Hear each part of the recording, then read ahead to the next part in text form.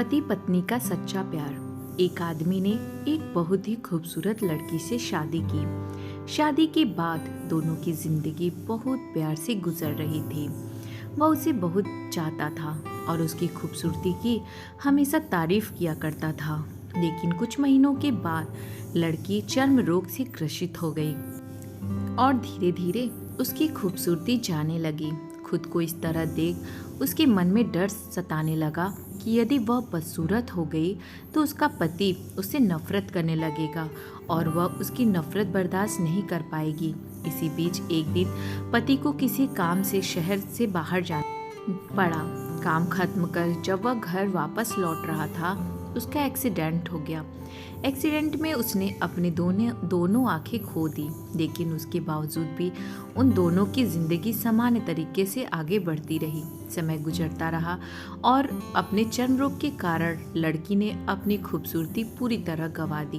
वह बदसूरत हो गई, लेकिन अंधे पति को इस बारे में कुछ भी पता नहीं था। इसीलिए उसका उनके खुशहाल विवाहित जीवन पर कोई प्रभाव नहीं पड़ा।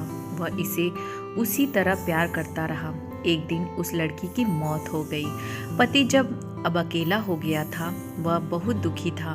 वह उस शहर को छोड़कर जाना चाहता था। उसके अंतिम संस्कार की सारी क्रियाविधि पूर्ण की और शहर छोड़कर जाने लगा। तभी एक आदमी ने पीछे से उसे पुकारा और पास आकर कहा, अब तुम बिना सहारे के अकेले कैसे चल पाओगे? इतने साल तो तुम्हारी पत्नी तुम्हारी मदद किया करती थी।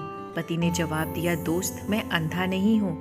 मैं बस अंधा होने का नाटक कर रहा था, क्योंकि यदि मेरी पत्नी को पता चल जाता कि मैं उसकी बदसूरती देख सकता हूँ तो यह उसे उसके रोग से भी ज़्यादा दर्द देता। इसीलिए मैंने इतने साल अंधे होने का दिखावा किया। वह बहुत अच्छी पत्नी थी। मैं बस उसे खुश रखना चाहता था। सीख खुश रहने। हमें भी एक दूसरे की कमियों के प्रति आंखें बंद कर लेनी चाहिए और उन कमियों को नज़रअंदाज कर देनी चाहिए। Thank you so much.